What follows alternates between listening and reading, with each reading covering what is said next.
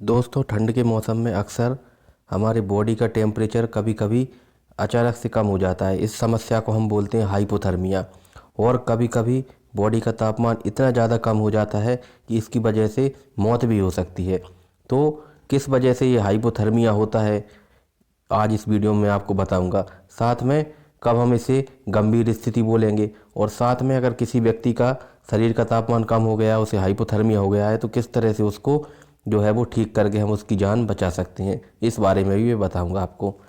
तो सबसे पहले तो देख लेते हैं कि हाइपोथर्मिया होता क्या है। हाइपोथर्मिया मतलब कि हमारे शरीर का जब टेम्परेचर, जो कोर टेम्परेचर होता है, वो 35 यानी कि 35 डिग्री सेंटीग्रेड या फिर हम बोलें 95 डिग्री फ़ारेनहाइट से कम हो जाता है, तो ऐसी स्थिति को हम हाइपोथर्मिया बोलते हैं।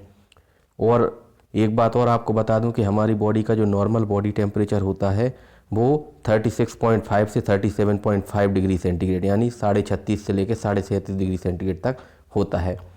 तो अब जब ये शरीर का टेम्परेचर कम होता है तो हम इसको जो है वो हाइपोथर्मिया बोलते हैं।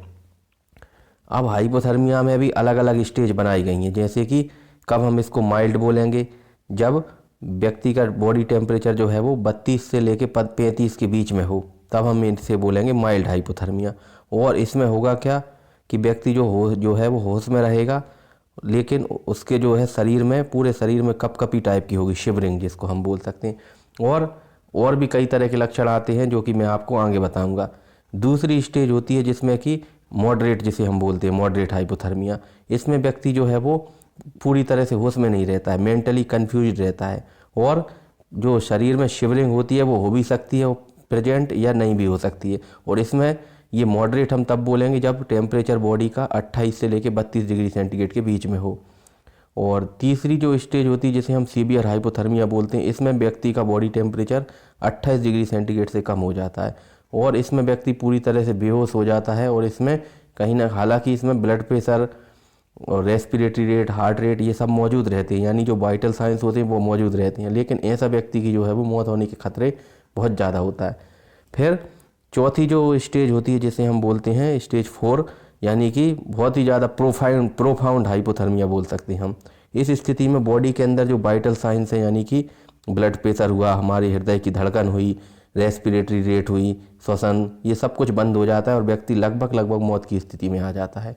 तो आइए अब देखिए, इसको हम जो स्टेजेस जो बनाई गई हैं इसको हम बोलते हैं स्विस स्टेजिंग सिस्टम। तो इसी के आधार पे हमने जो है अभी पढ़ा कि हाइपोथर्मिया किस तरह से जो है वो होता है। अब देख लेते हैं अन्य क्या क्या लक्षण आते हैं। जब व्यक्ति को माइल्ड हाइपोथर्मिया होता है, यानी कि उसका बॉडी टेम्परेचर 32 से लेकर 35 डिग्री सेंटीग्रेड के बीच में होता है, तब उसको हाथ पैरों में कपकपी शुरू हो जाती है, और उसका ब्लड प्रेशर हल्का सा बढ़ जाता है, उसकी हृदय की धड़कन बढ़ जाती है, वो ज़ोर ज़ोर से सांस लेने लगता है। साथ में उसकी स्किन के अंदर जो ब्लड वेसल्स होती हैं वो सक्रिय हो जाती हैं, वासोकॉन्स्ट्रिक्शन हो जाता है, और उसको बार बार पेशाब लगने लगती है, और इस वजह से उसको जो है वो शरीर में डिहाइड्रेशन हो जाता है, पानी की कमी हो जाती है। इस स्थिति को हम कोल्ड डायूरेसिस बोलते हैं, और व्यक्ति का शुगर लेवल भी जो है वो थोड़ा सा बढ़ जाता है। दूसरी स्थिति जिसे जिसे हमने देखा मॉडरेट, जिसमें 28 से लेकर 32 डिग्री सेंटीग्रेड के बीच में टेम्परेचर होता है, इसमें व्यक्ति जो है वो हल्का सा मेंटली कंफ्यूज जैसा होने लगेगा, यानी कि उसको नींद जैसी सी आने लगी, ड्राउजी टाइप का, आलसी टाइप का हो जाएगा। और इस स्थिति में व्यक्ति में कपकपी जो है वो हो भी सकती है, शिवरिंग जो है वो हो भी सकती है और नहीं भी हो सकती है। स्टेज 3 जिसमें कि सीवियर, जिसे हम सीवियर हाइपोथर्मिया बोलेंगे, इसमें 20 से लेके 28 डिग्री सेंटीग्रेड के बीच में टेम्परेचर होता है।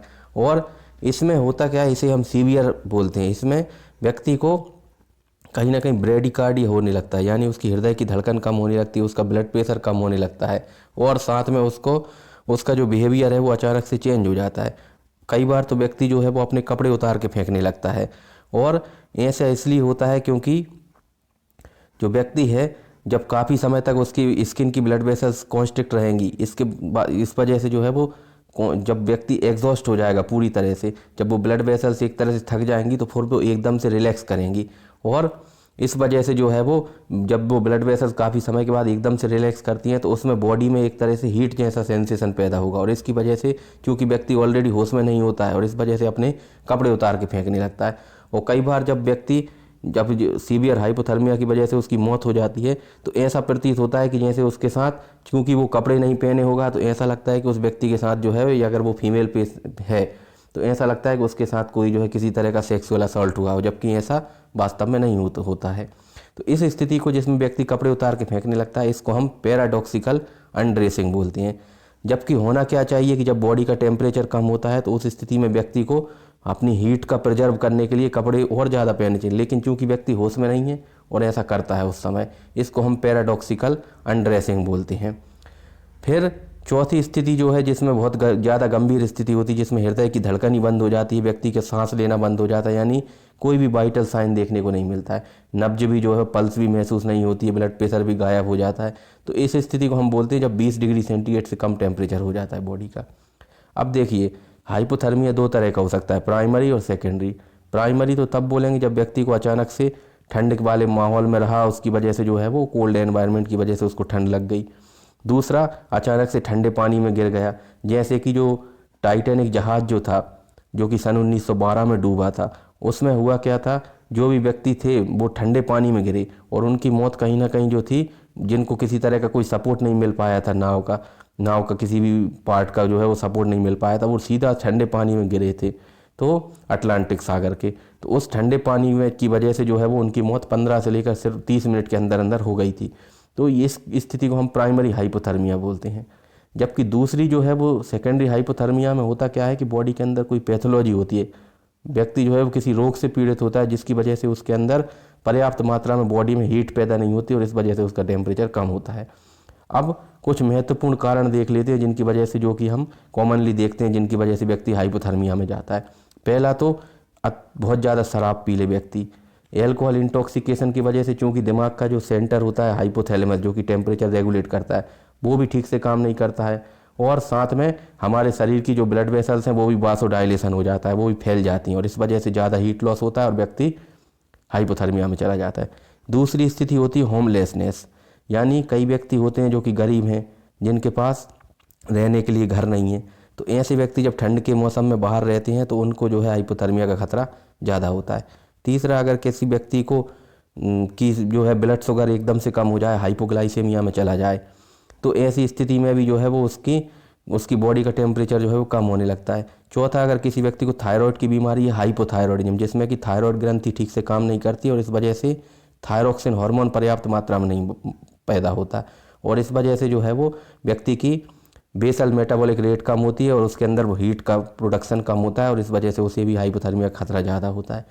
पांचवी स्थिति होती है सेप्सिस, यानी बहुत ज़्यादा गंभीर इन्फेक्शन हो जाए किसी व्यक्ति को, तो इन्फेक्शन की वजह से भी जो है, सेप्सिस की वजह से भी, पहले तो उसको फीवर आएगा इन्फेक्शन की वजह से, लेकिन बाद में अल्टीमेटली वो जो है वो हाइपोथर्मिया में जा सकता है।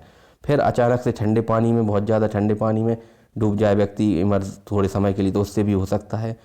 फिर कई लोग जिनकी उम्र ज़्यादा होती है, उनके अंदर बहुत ज़्यादा उम्र दराज व्यक्ति होते हैं, उनमें होता क्या है कि उनका ब्रेन का सेंटर जो है हाइपोथैलेमस वो ठीक से काम नहीं करता है, इसलिए उनमें भी हाइपोथर्मिया का खतरा ज़्यादा होता है।